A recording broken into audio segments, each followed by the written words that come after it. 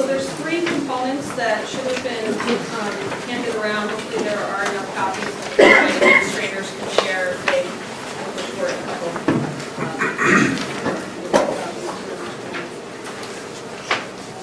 So there's three components. There should be a copy of the PowerPoint that I'm going to walk through and kind of give an overview of the budget for the board, for all of you, and some background and context to the numbers. Then there is a packet of some additional information that usually goes into our budget book as we pull it together and send it down to the town. All of this actually kind of correlates to things in my slideshows today, so it's some backup data and some information. This continues to get refined a little bit and then eventually will be part of the budget book, but rather than wait for that point, I think a lot of it backs up and helps give, again, some background and context to things that are presented tonight in the budget and that the board has been looking at. And then finally is kind of the budget workbook, which has the proposed budget summary sheet and each of the cost centers with the information within. And again, that will get referenced some of the components, the purpose of the presentation. The purpose of the presentation is really to look at, make some context to the numbers and help look at the package and what's here and proposed in this budget, what all of the line item detail is there.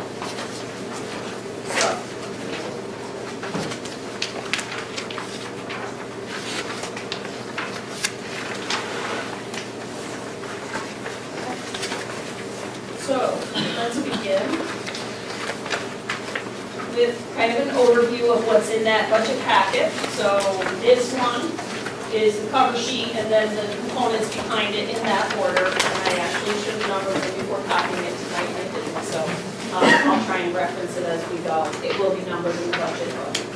And within that budget packet, I guess the other piece I'll mention before we get too far so that I don't miss it, is the last page of this packet shows you this budget by object, okay? I didn't want to kind of put it on the cover page because at some point my PowerPoint will be referencing objects within this, and so I wanted to just point that one out in particular as the last page so you can find it, okay?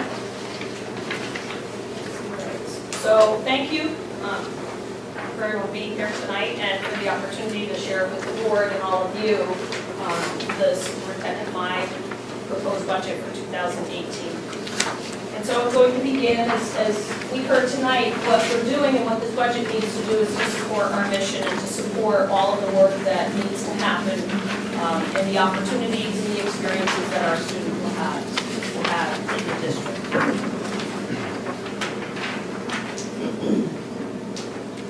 I follow in particular with our strategic priorities, which are the 5 main goals for the district at this point.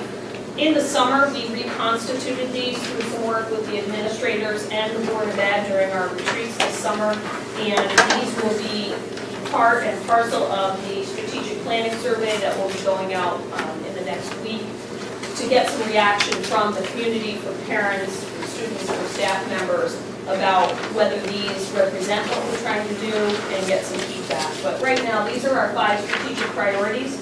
And within your packet, you'll see the mission and the priorities along with the district goals for the 17-18 school year as part of the packet I provided to you.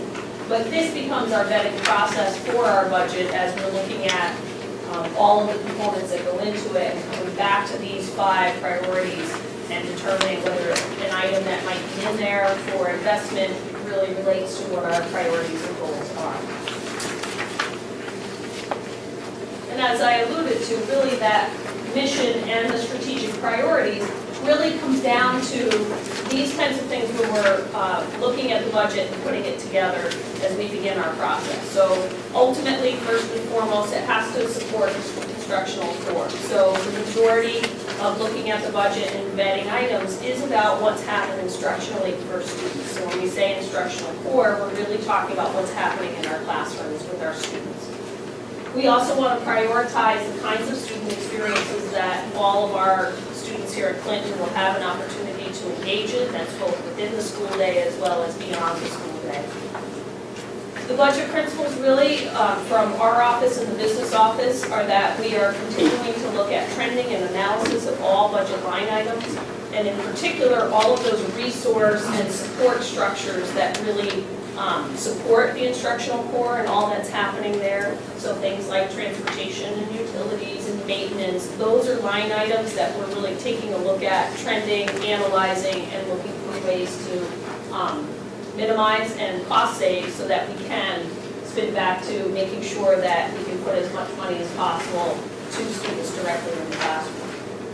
And then lastly, I think this budget, and we've talked about this as a board throughout the process, really is kind of looking at not just the here and now, but also asking questions about what that future planning might look like.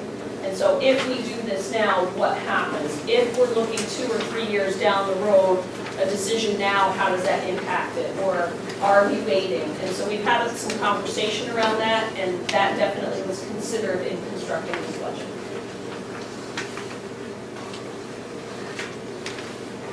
So I want to begin a little bit with our investments. And a year ago, we spent some time as a Board of Ed and as an administrative team really identifying what was important to us about the Clinton Public Schools and the education we provided to students.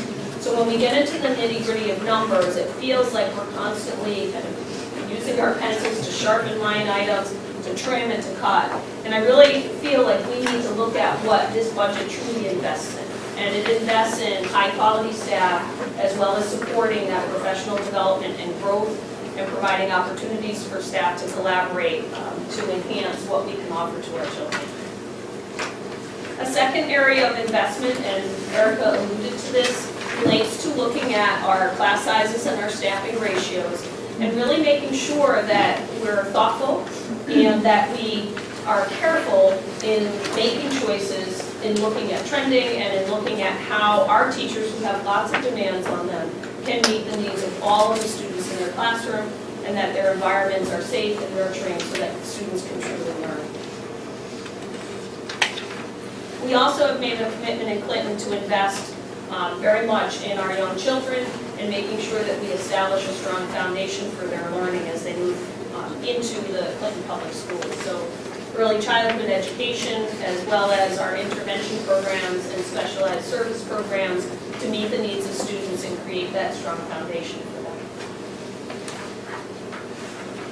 In addition, this budget continues to invest in our curriculum work and really providing diverse offerings for students.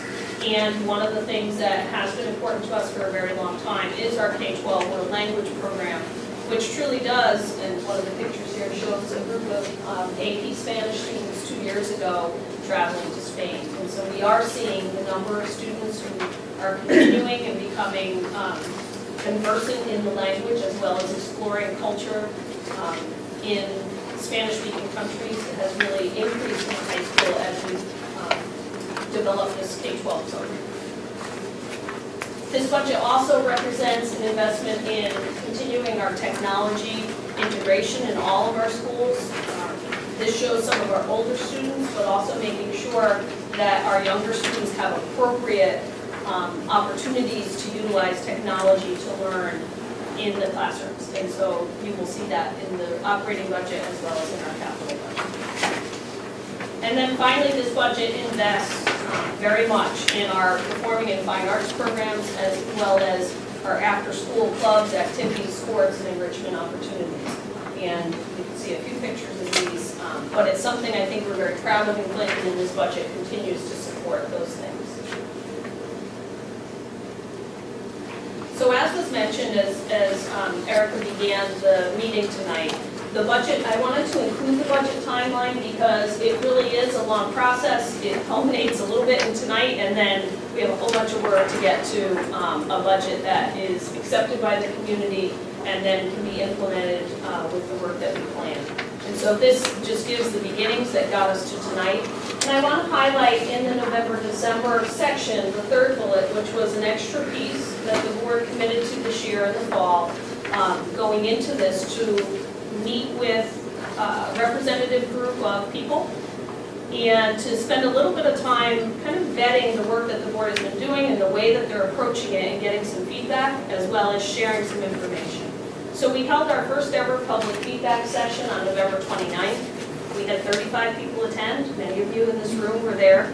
And it included a cross-section of people in the community, town board representatives, board of ed members, parents, staff members, and the way that the session was set up, I think we wanted to accomplish two things. One is to make sure that the priorities that the board had created, that groups had opportunity to kind of discuss those and give some insight as to what was important, as well as to add some additional components. And I will point out one of those additional components that resonated was related to the Talented and Gifted program.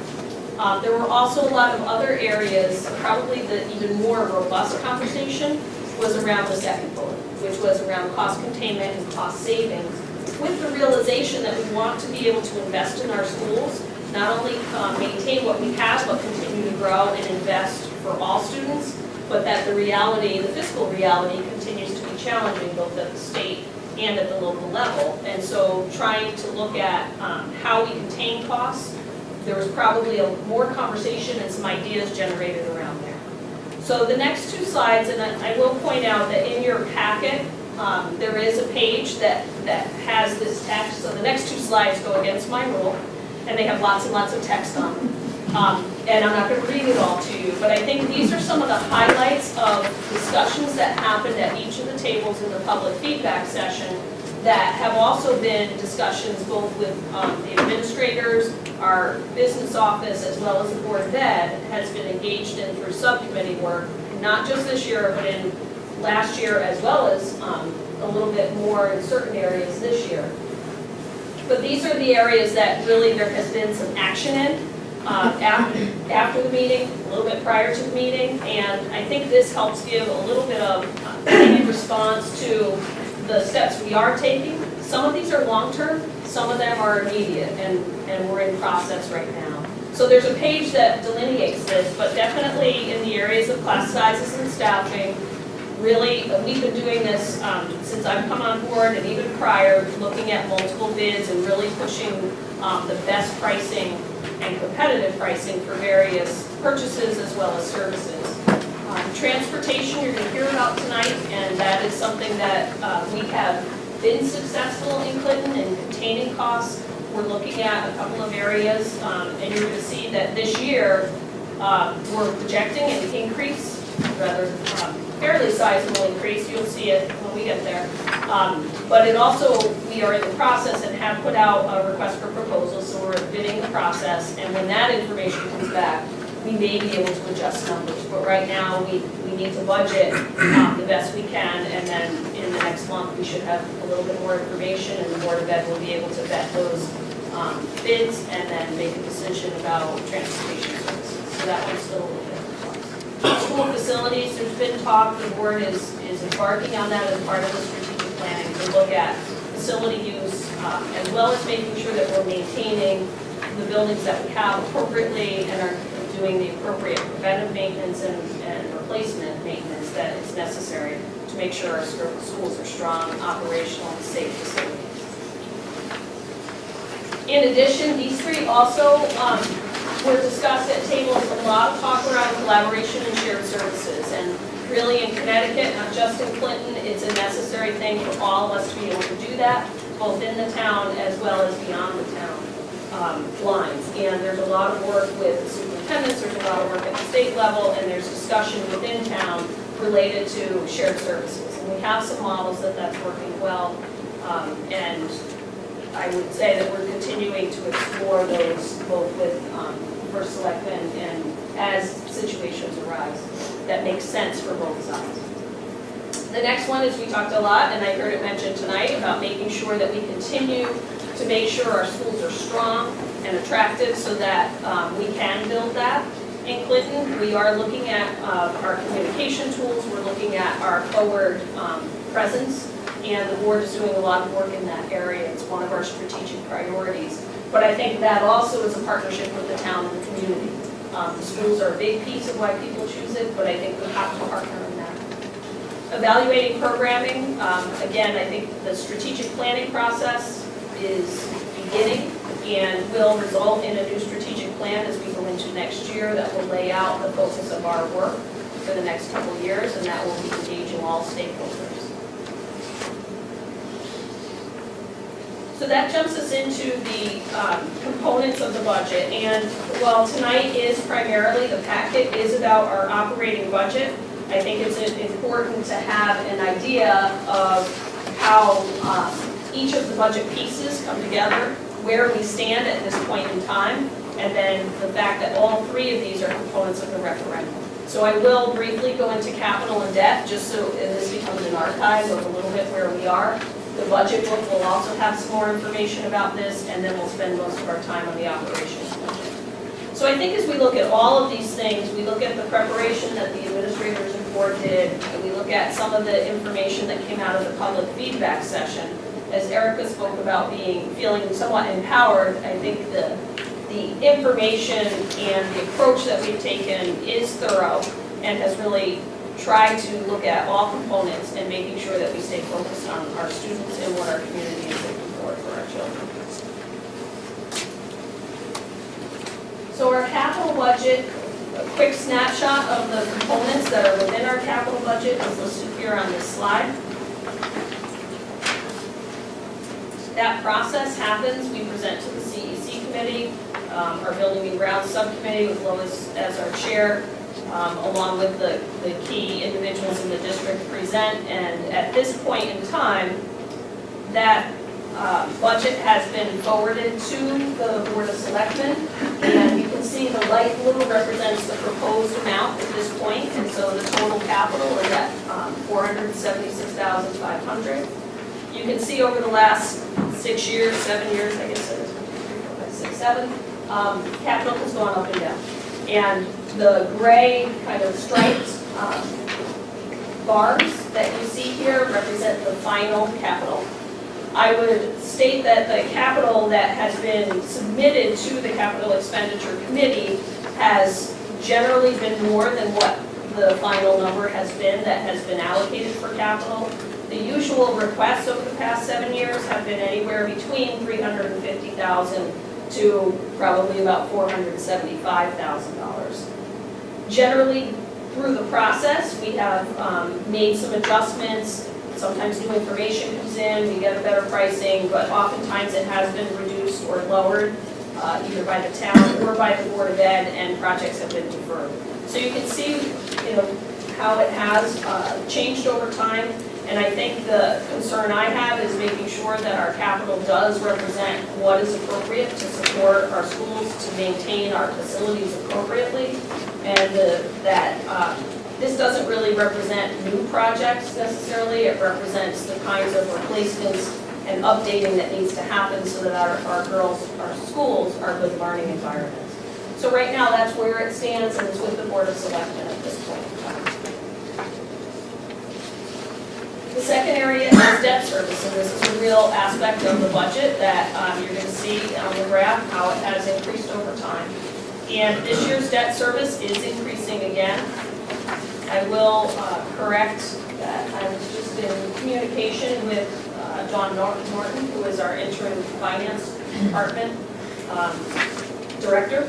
And she just gave me a revised number this afternoon after they got some interest numbers. So the number, the increased number should be $668,103. And that has to do with some of the financing charges going out, if I understand it correctly. So the graph you'll see on the next page is the accurate number, but if you do the math, the difference is actually $668,103. So primarily, the debt service is related to the Morgan project. That is the largest part of this increase, although we did have the Elliott window project, and there are a few other small ones that are still part of the makeup of this. So you will see, over $600,000 increase in debt service is something that will have to be allocated as part of our budget and approved at referendum. It isn't a number that we can control at this point. It's related to past approved projects that now the funding, both the principal and the interest is coming in. So you can see how the building project in particular is causing an increase in the debt service.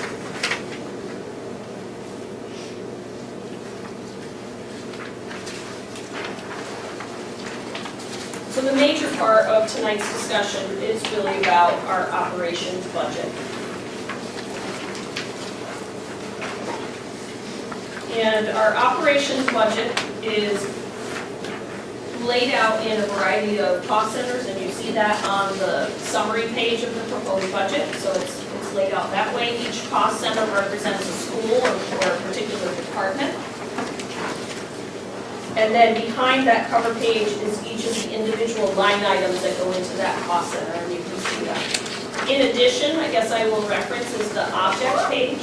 In the past, we've done two separate pages. This object page represents the final 17-18, the proposed 18-19 as it stands now, how much of a change that is in dollars, the percent change in dollars, and then the percent of the total budget. So it's all represented on one sheet.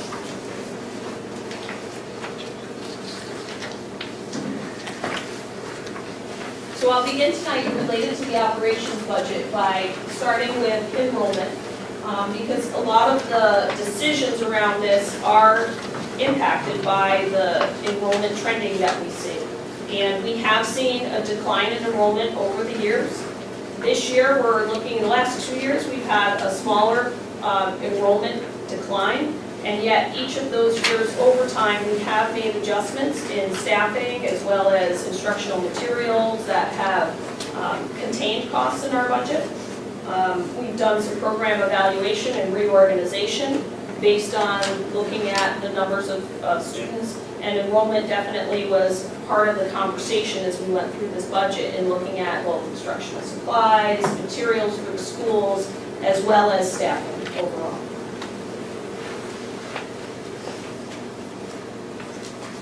So as always, as we look at a budget, there really are generally 4 or 5 major categories that drive the increases, and that's no different this year. So there are 4 major budget forces in this year's operating budget, and I'll talk about each one of them and give you some background around those. We shared some of this with the board through the month of January, so I don't think these are surprises. We fine-tuned numbers, and we still have some outstanding questions that may alter these numbers. But at this point in time, where we are moving forward with the budget I'm presenting tonight is shown. Okay?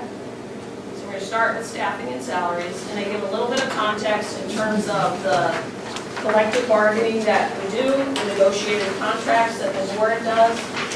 We do work under the collective bargaining legislation, and we have consistently come in below the state settlement averages as a board in negotiating contracts. And each of the groups, as we've gone through, I think in every year we have made adjustments to health insurance. And you'll hear about that in a little bit. One of the major areas of health insurance adjustment is moving from a PPO plan to a high deductible plan. And we have seen some savings as a result of that. We're realizing that. So I decided to approach this a little bit by looking at the salaries object, so that's why I have shown you this page a couple of times.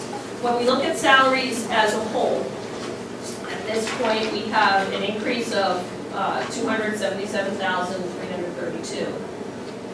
That includes an increase in certified staff salaries of 1.92, and again you can see the dollar amounts on this table broken out, and a non-certified staff decrease in dollars of negative 0.74. Really, it's due to 2 things. We have mitigated some of the negotiated increases based on retirements over the last year, at the beginning part of this year. In terms of certified staff, we have 1 declared retirement. That is kind of taken into account in this budget, but we also have non-certified retirements that have happened that are leading towards that. And then we've also had staff reductions. So many of you know there were a number of staff reductions that we did last year, and that's represented as well within the mitigation of some of the increase based on the salary increases is noted here. The other major driver of our budget is employee benefits. And this area, this object is listed on that page, but it's made up of a variety of things. So the next slide shows you what those things are. Within the budget, this is found in the district-wide budget, and there's a section that deals with employee medical insurance, disability insurance, Social Security, Medicare, and so on. So each of those specific numbers can be found in that district-wide section. Overall, in this area, we have a 3.55% increase. The employee medical insurance is made up of the cost for health insurance as well as the amounts for each of those other things on the list. And there is one missing on the list, and that is life insurance. Okay, so I do believe I have that. I apologize. So the majority of this line item comes from health insurance. And again, looking at our changes in health insurance that have been negotiated, looking at our claims trending, which really is the driver behind the increases, we have a better positive trend to our claims this year. We also have made the changes with the high deductible plan. We are part of a collaborative, as most of you know, and we've done work within the collaborative to try to reduce costs, looking at the stop loss and looking at a variety of things. And then we are seeing a reduction in employees on the plan, both due to staff reductions last year, as well as some people choosing to move off of the high deductible plan. So as a result of that, although there's a 5.35% renewal increase, you'll actually see from the previous slide that overall in that line item, it's budgeted at about 3.55, and we're seeing about a 3.5% increase in the health insurance alone. So we've been able to mitigate even the actual renewal increase of the collaborative. Now that will not be set finally until April. We continue to trend, and then as we get closer to the spring, it's usually April or May that the collaborative can set the final rate at that point. So we're still pretty far out, but that number is the increase at this point based on all of the calculations and our claims rate and all of the trending that's done. The other major object that is impacting this budget increase is transportation. And transportation, you can see the number here. I alluded to this earlier. Transportation includes an adjustment because we're in the process of coming out of a 5-year contract. And as we assess that 5-year contract, we have discovered that our daily rates for buses, the way the contract is laid out, is well below the market value of all of the surrounding towns. And so our concern is, while we have put out a bid for transportation, that it's going to right size, and we need to budget appropriately at this point. We will have our bid back in February and be able to make a decision as a board, and then we'll be able to take a look, and hopefully this line is budgeted appropriately, or maybe we'll be able to reduce a little here. But what we've done is kind of done some analysis, looked at what the market rates are, and we've had to make some adjustments in transportation. At the same time, we have, as cost containment, we have put out that request for proposal. We've also talked to other towns about potentially consolidating and looking at a shared service, and there's still some communication around that.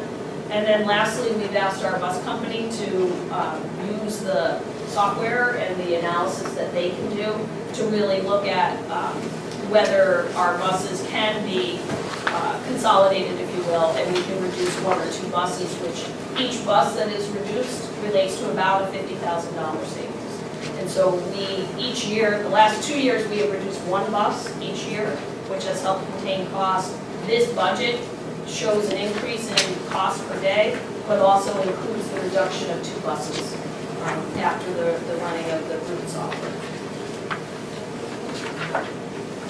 The other object that is showing a large increase is our tuition object. And tuition is made up of 2 different areas. One is tuition for students who choose to go to BOE or to magnet schools, and that's based on the actual census of students who are attending, as well as potential trending. We have a number of students who will be graduating from BOE or magnet schools, and so we're able to bring a small decrease in that number. The other line is related to tuition for special education students, and that line is increasing at a much larger rate. So the majority of that increase is related to the tuition costs related to special ed services. So our current proposed budget that I present to you tonight is listed here. We are at a 3.48% increase, and that's the dollar number. Okay? So let me walk you through that a little bit. We began this process, and I think just for some perspective for the board as well as for all of us and our administrators, as we began putting this budget together, it shows you on that first line kind of where we started and where we are at this point in time. And while we talk about the objects that are driving the increase in the budget, I think, again, just as we did earlier, it's important to notice what this budget is investing in. There aren't lots of changes, but we need to continue to progress, and we need to continue to address the needs of our students. So this budget does maintain our kindergarten through grade 2 class sizes. We've looked at those numbers. That belief in early childhood development is definitely something that I heard loud and clear that we know is important in our community, and so it does maintain those class sizes. In terms of curriculum, there are some new curriculum materials that we're looking at this year. Those are listed there. It does maintain all current athletics at Morgan and Elliott. It maintains funding for activities, after school and enrichment activities at Elliott, as well as the Pearson enrichment after hours activities and the musical. So the current status of those programs is maintained in this budget. In technology, this is primarily in the capital budget, but it is an investment and it's something that's important to us. We are looking at Elliott School and the infrastructure related to their wireless capacity for the use of technology in the building, as well as Chromebooks to continue the one-to-one program at the high school as part of our program that we presented 2 years ago. The last one is related to our strategic priority. It's not a large dollar amount, but we are actively looking at a website partner we've been able to do what we do using Google and using some in-house talent. And we're looking to get some software that will help us use that talent better to present us as a district, who we are, as well as to utilize and begin to utilize social media opportunities to communicate and to share information about all of the great things that are happening in our school district. So that is part of the budget investments. There are some budget adjustments that are in this budget, and this is the culmination of a lot of discussion and examination and some of the discussion from our work last week as a board budget and finance subcommittee. So what you will see are some staffing reductions. I have put into this budget and have recommended 2 elementary classroom positions. What we had seen prior was 1 classroom position at Pearson, and I do have a second reduction of the position at Pearson. The second piece of the class size is looking at 2 middle school positions, and we've talked about those as part of a phase. And right now we have that large class in 7th grade. They'll be in 8th grade next year. And the administrators at the middle school, along with Margot and myself somewhat, have been looking at different middle school models because the enrollment demographics really do show we need to do some restructuring. And we've made that commitment and talked to you about it last year, that we need to be proactive in that restructuring as we look at how we do this to support our students and make sure that programmatically their needs are met, as well as making sure that we have the best teachers in the right spots at the middle school. And so we are proposing the first step of that transition in 6th grade, and then in the following year we would be able to complete the transition when that larger class has moved out of 8th grade into the high school. So that is a thoughtful process. We talked about that a little bit as a board, what that means. We had talked about last year, and we really needed to wait to make sure we could do it in a way that programmatically would work for our students as well as our staff, and we believe that we can do that. So that is included in this budget, that adjustment. Transportation, talked a little bit about this, but we have made an adjustment to market, but we're in the process of bidding and waiting for those numbers to come back, which hopefully will bring us down a little bit, and we can use that competitive process, as well as the idea that we would reduce 2 buses from the run based on the analysis, the software analysis.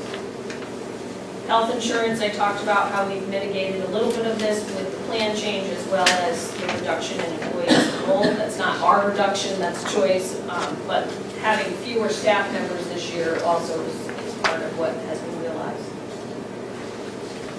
We have one potential retirement, I mentioned that, and so that reduction in salary has been taken into account in this budget. We have really carefully analyzed and reviewed all new requests that have come forth from the buildings and from teachers. We were able to put some forth, and we made the decision to hold some back based on the whole big picture. We feel that what's in those cost centers and what's there really does allow us to continue to progress in the way that we want to. We made decisions about things that weren't working and adjustments along the way, and so there are several new requests, but those have been carefully analyzed. And then we looked at every possible spot that we can for safety, and I think that's represented here.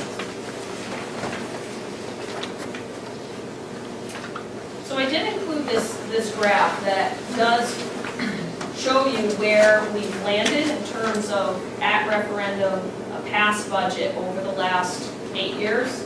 And then the light blue at the end is where we're at right now in my recommended budget, the 3.48. So you can see that we have been maintained very low, often under 1% over several of those years, which does have an impact. Costs do increase. Our collective bargaining contracts and negotiated contracts have, caused increases. Costs have gone up, and yet in having these budgets where they are, we actually have been cutting and doing cost containment and making adjustments.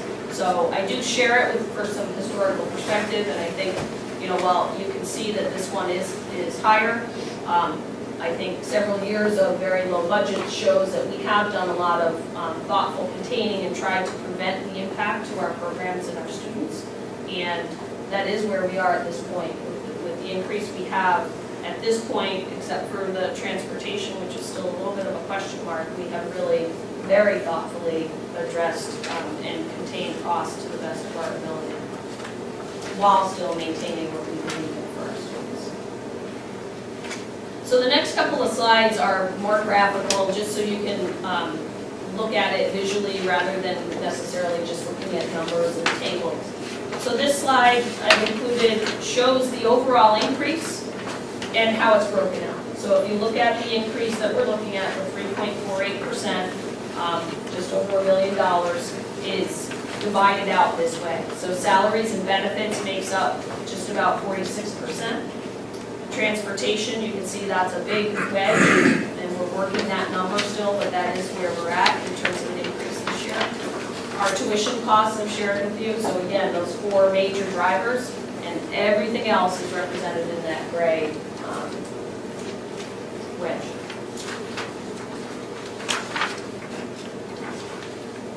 This one, again, for perspective, takes that budget by object and really breaks down the percentage of the budget that it makes up. So as you look at the top, salaries and benefits, that's the dark blue and the red wedge. So it's about 79–80%, and it should correspond to here. And then you can see benefits are not benefits, are utilities, professional technical services, transportation is a decent size wedge, so tuition. So the objects are represented here, but it includes the other objects. And then we captured another in our other category. So again, it's a graphical way of looking at this chart. And you can see that the majority of our budget is driving around staff and the benefits that go with that. So we're looking at high quality staff in our classrooms and making sure that that's what we got. I also included this budget, or this slide. So one of the things that will be in the budget book this year will be our staffing and our FTEs, which is full-time equivalent, represents a person. Most of our staff members are 1.0, some are 0.5, or they only do a portion. And so this represents those numbers as a district. And then within the budget book itself, within the workbook for each cost center, it does represent how many FTEs are there. So you can track it in there. And then lastly, I wanted to represent it graphically. So you will see in the budget book, we're working on it. I need to make sure it's exact and we really have all of it together. We're pretty close, and so we'll format it and it will be in the budget book as a pull-out table as well as in these other areas because people have asked for that.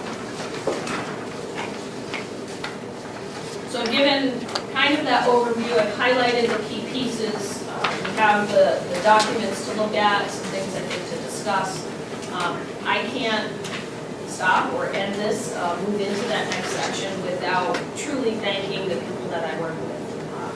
It really begins with our teachers and our support staff and our building-based administrators and our directors who thoughtfully look at what they want to accomplish with students and put together a budget that truly is thoughtful and that is focused on our students. From there, you know, this central office staff, our business staff, Marco and Carolyn Dickey in the business office, really we're working numbers in my assistant capacity. But my entire central office staff today was a perfect example of how we work together to make sure that we can provide the information that people need and present what we're doing in a way hopefully that makes some sense to people. Lastly, the way that the board has guided, has engaged, has thoughtfully approached this work and given perspective, I think, to me in this process is invaluable, and I appreciate the difficulty of this. I appreciate the discussion we're going to have and the work that you do and commit to making good decisions. And this isn't easy work, and it won't be easy work as we go downtown either, or as the community needs to make decisions about budgets. I don't take that lightly, and I really appreciate the people that I have to work with to make this happen. So with that, I will go to questions. Okay. So the discussion that we had regarding enrollment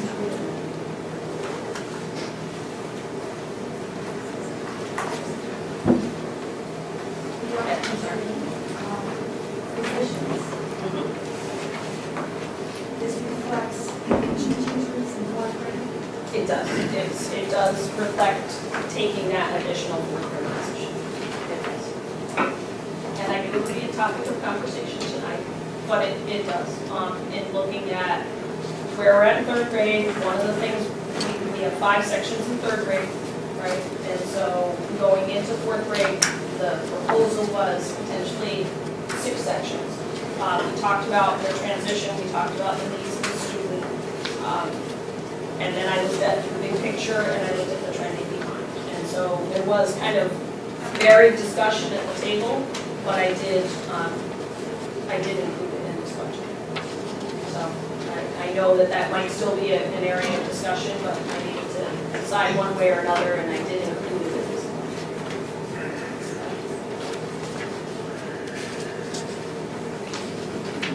I was one that did not want to take an additional teacher. But I'm just one voice. And I understand the class size would be the same as they have in the third grade currently. Sure. But as I had stated the last time we met, I thought it was something for transitioning into a new school from third to fourth. It was an adjustment, and they're going from a different learning style, a new school that I thought it might be to their advantage to have the class size just a little smaller than what this would be. So I just said my piece again, whatever it's worth. I thought the class size remained the same in the district. Say that again? So, Right, so with the second cut, the class size stays the same. right, so I don't know whether you guys brought those sheets, I don't have it here to back up. She went with this. And it should be in the packet.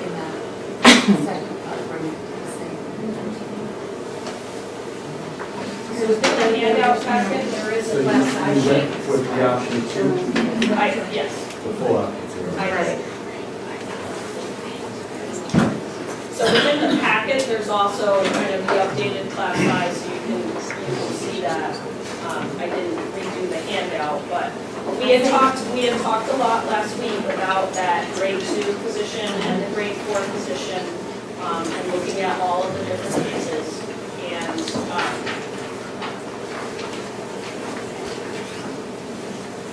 I did make the decision that we would, that I would propose that to you, also knowing though that we would have additional discussion tonight, and that you might make a decision to put it back in. I did look at the needs within that class, again, broadly. While I would love to have the lower class size, I do think as we look at the changes that are coming, all of that, I felt that it was an appropriate decision, as hard as all of these are. So that is why I envisioned this as a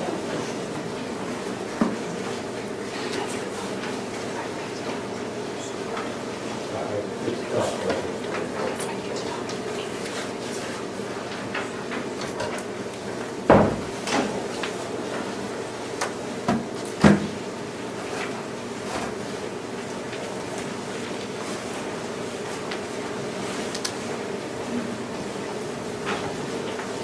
Well, maybe we'll have a couple of retirements, maybe we don't have to make that much.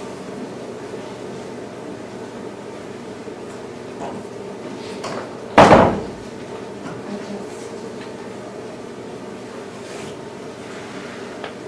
And remind me again when you think you'll hear back from the education. So the RFP went out, I believe it's like February 26th, all the bids are due.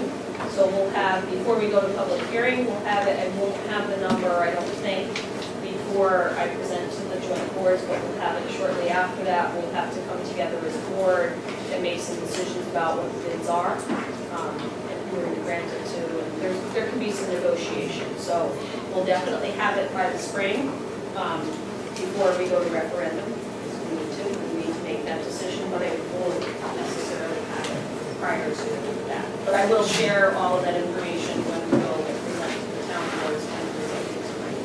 It's as tight as I can make it. If we can leverage the bid to mitigate the increase that we're calculating, that will save us some money. And I can do some, variations in costs, but there's no guarantee that the bids are going to come in lower than what we're taking the average of. I just wondering. And it could come in higher, which is the other concern. I'm hopeful that that's not the case, but it could.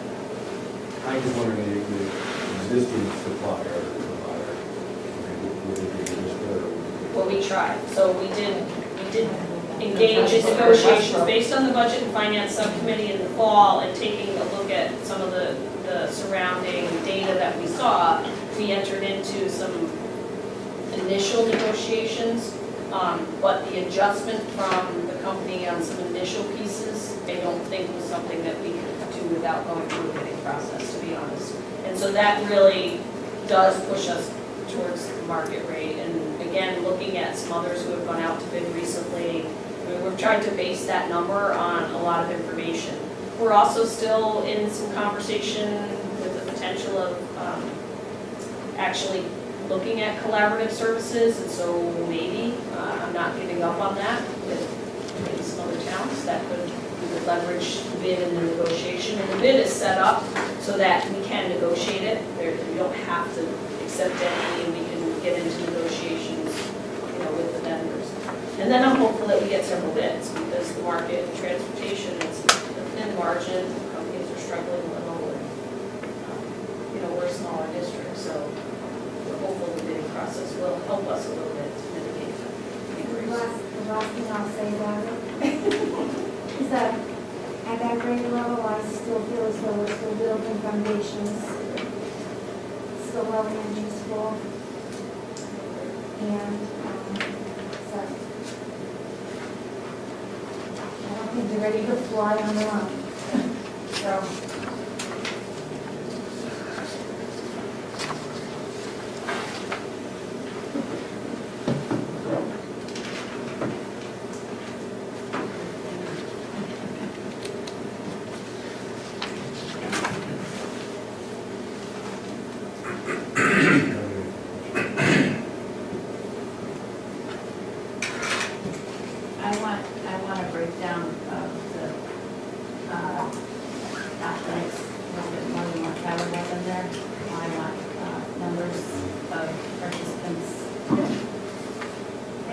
have the chart, I can send it out to all, I can share it with you.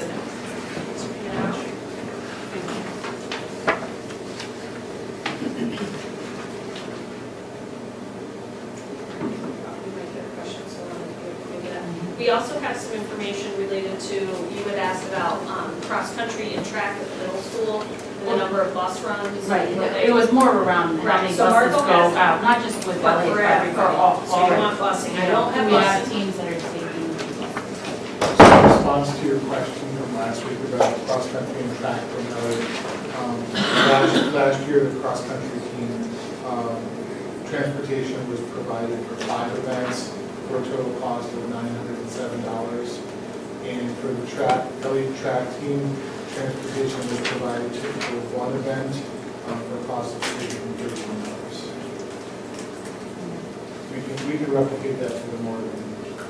Yeah, I'm just curious. The budget and sheet is if- kind of if- broken out by transportation for each team. So I can provide you the detailed budget sheet that Tyler and Carrie and Kevin put together for us, and based on the data from last year, kind of an estimate. So we have that for each sport, and then I don't have how many runs that represents, but it's trending over time. Last year's transportation costs and then this year's, because it's pretty similar with the Shoreline Conference. This is the And updated like ratio. we travel everyone, you know what I'm saying, are there The only- times that We need to don't know how travel? they take 2 buses, right? Like how often they have to, and I have that information, and I can get that to you. And then this is, I will clean this up, but that is the numbers for the high school. And then, I don't know if I have the raw numbers for the middle school participation, but we have it. So we can clean it all up and send that table out to you as well.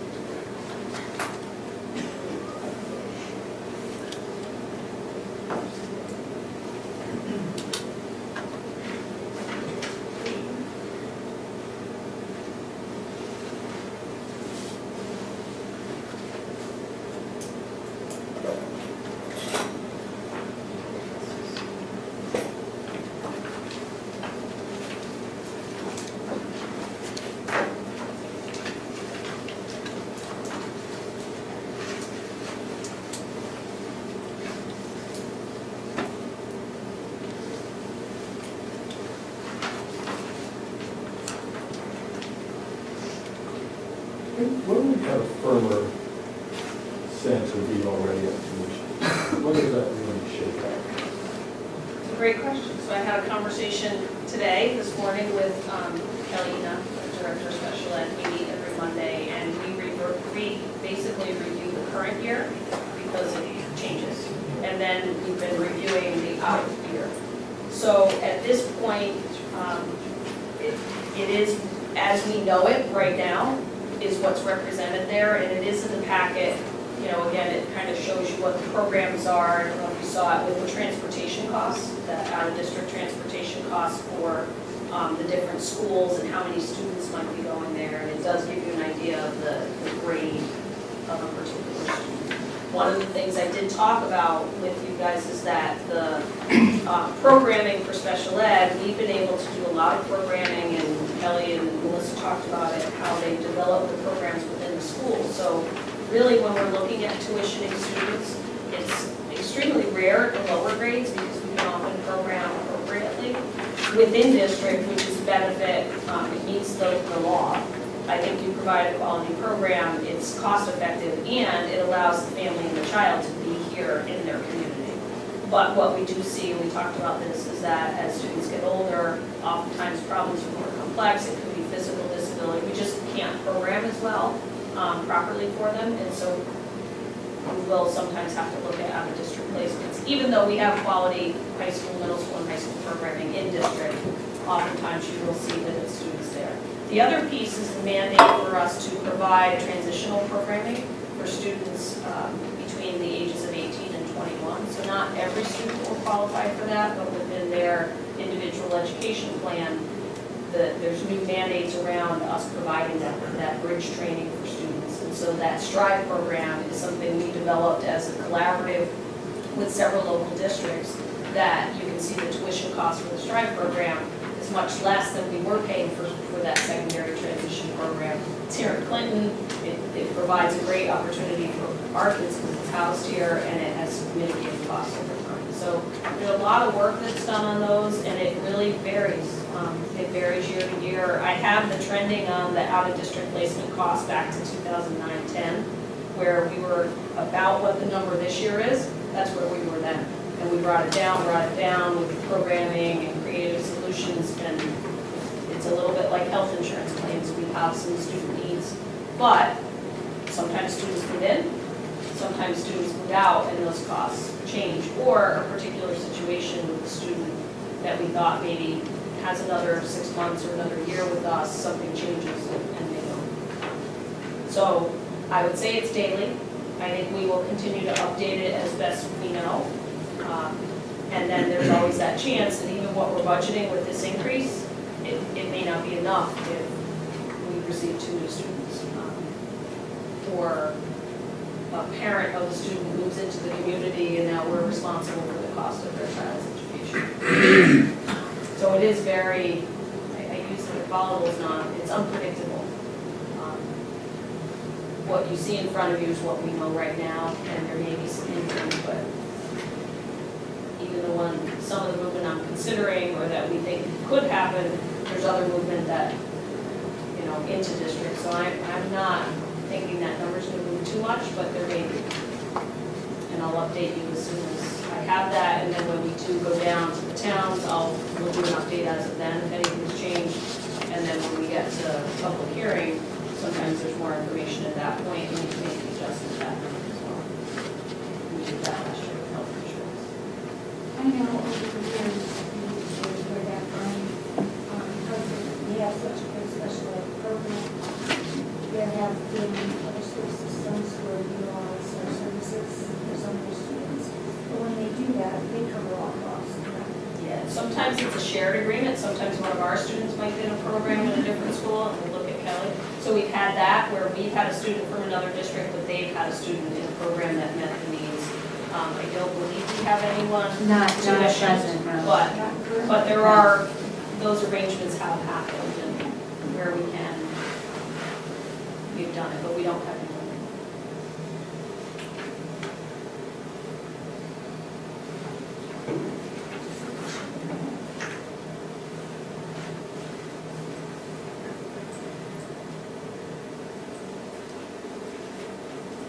So, do we follow questions through you real quick, if, when we take more time on this one? Yeah, If we both have of us, another- send them to both of us. Yeah, absolutely. Just to make, and it's just to make sure that everyone has the information that they need. Because once you send questions to us, we'll get you the answers and then send it back out to the whole board so that everyone's got is looking for the same information. When you said we're gonna get it down, I did, and the one that made, there were a number of items that, that we were able to fine tune. We got information from the bus company, so I was able to do that. And then, I did make the staffing adjustments, which we had a lot of conversation about, and knew we needed to make some decisions. So based on our conversations, that's a portion of it. But we were able to adjust some other line items and bring that number, honestly, we have budgeted very, very tightly.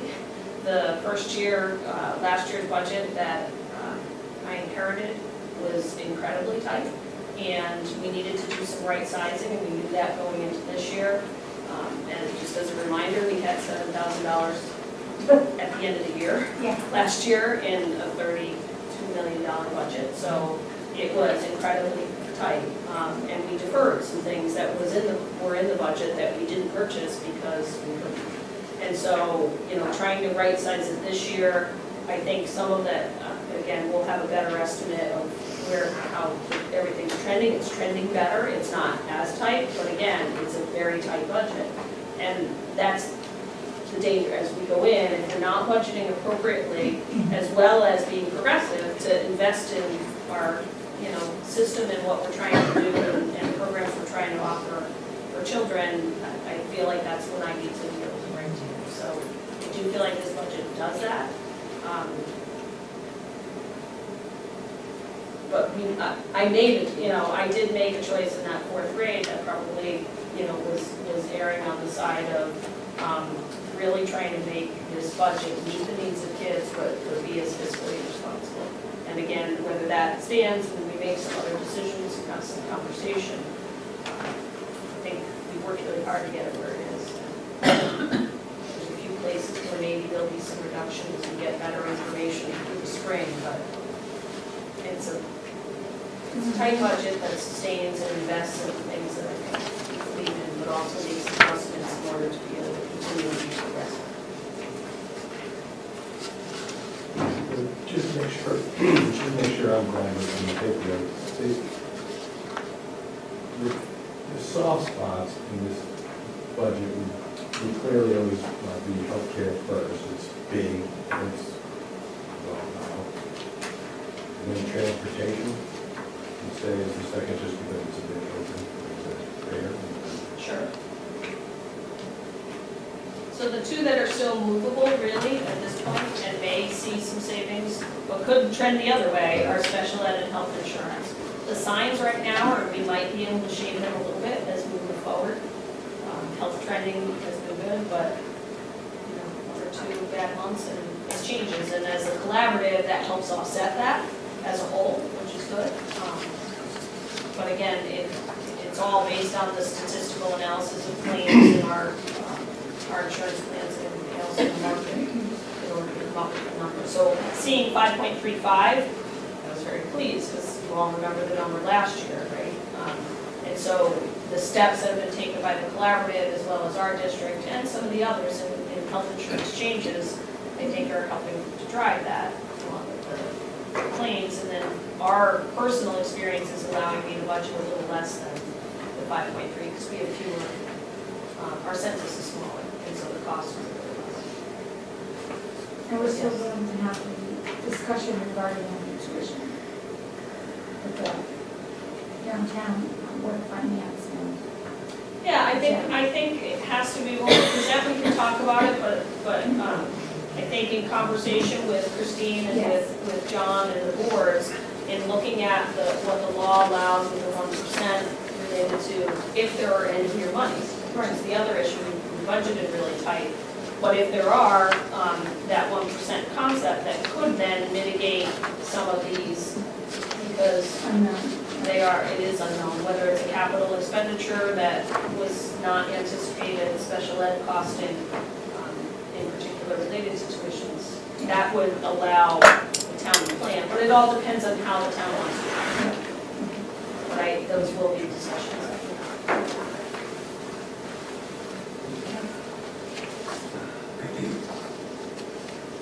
Anyone else have any questions?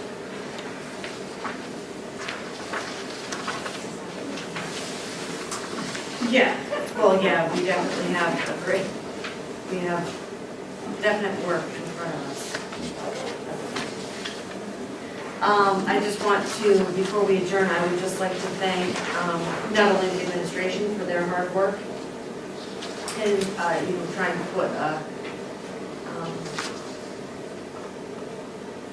price tag on this is going to sound so trite, but a price tag on our children's future, our community's future. So I apologize. I feel like I'm bursting into a commercial, so I apologize for that. But I know for myself, I really do appreciate your diligence, your objectivity, your transparency, and the fact that you really are not afraid to dig deep and to ask, now we have to dig deeper. Sideways. I know. Right. To make sure that the budget reflects the priorities of our community. And to that point, I know I've expressed my appreciation to the greater administration. I just want to say thank you for being kind of our window into what's going on in our schools and what our schools need. because like I said before, I'm such a believer in going where people are and starting there. I rely on your insight to help me to do that, so I can really have a sense of what's happening, what's going on. So thank yous all around, and onward and upward. Hey, Mary Ann, I just remembered, we do have one tuition student at Oh, the we high do? school. Okay. So we have There's one one. tuition student at the high school. We just remembered the two of us. Good job. Can I have a motion to adjourn? Can I, before I do, one of the things that Lois had asked for was some detail on the nursing contract. Yes. I keep asking for, and I did make copies, so you guys can add it to your information, just all of the different handouts. It gives a little bit of a breakdown, and I can give a little more background if you have questions, but in the interest of providing data to the board. Sorry. Okay. Okay, motion to adjourn? So moved. Second? Second. All in favor? Aye. Aye.